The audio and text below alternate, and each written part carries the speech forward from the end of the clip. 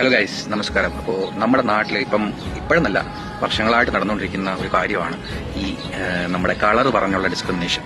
ശരിക്കും അത് വെളിയിലുള്ള രാജ്യത്തായിരുന്നെങ്കിൽ അകത്തു പോകേണ്ട കേസുകളാണ്. പക്ഷെ നമ്മുടെ നാട്ടിൽ പണ്ട് മുതലേ അത് ലൈക്ക് പോടാ കറുമ്പ, പോടാ വെളുമ്പ, പോടാ അങ്ങനെ പറഞ്ഞത് ശീലമായി.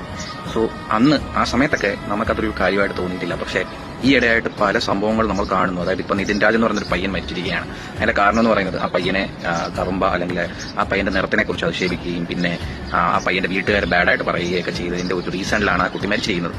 സോ ഈ ഒരു പിന്നെ ഈ ഇടയ്ക്കൊരു നമ്മുടെ ഒരു സുഹൃത്താണ്, ലൈക്ക് ഇൻസ്റ്റാഗ്രാമിലെ ഒരു സുഹൃത്താണ് റോക്സി എന്ന് പറയുന്നത്. പുള്ളിക്കാരി ഇലക്ഷന് പോകാനായിട്ട് നോർമൽ ഒരു രീതിയിൽ പോയി, നോർമലായിട്ട് ഡ്രസ് ഇട്ട് മേക്കപ്പ് ഇടാതെ പോയി. അതിനടിയിൽ വന്നിരിക്കുന്ന കമന്റ്സ് വായിച്ചു കഴിഞ്ഞാൽ എത്രമാത്രം വൃത്തിയായിട്ട് ഒരു മൈൻഡ് സെറ്റാണ് നമ്മുടെ ഒരു ഇത് തോന്നുന്നു. കാരണം കറുപ്പ് എന്ന് പറഞ്ഞാൽ ഉടനെ അത് അയ്യേ എന്ന് പറയുകയും, ഇപ്പം ഉദാഹരണം നമ്മുടെ പഠിത്തത്തിൽ തന്നെ അതുണ്ട്. ഇപ്പം പ്രിട്ടി എന്ന് പറഞ്ഞാൽ വെളുപ്പായിട്ട് കാണിക്കുന്ന ഫോട്ടോയും അഗ്ലി എന്ന് പറഞ്ഞാൽ കറുപ്പെന്ന് കാണിക്കുന്ന ആ പഠിത്തത്തിൽ ആദ്യമേ തന്നെ നമ്മുടെ തലയിൽ അത് ഇഞ്ചക്ട് ചെയ്ത് വെച്ചേക്കുകയാണ് എന്നാണ് എനിക്ക് മനസ്സിലായിട്ടുള്ളത്. സോ ഈ ഒരു ഇത് മാറേണ്ട സമയമായി.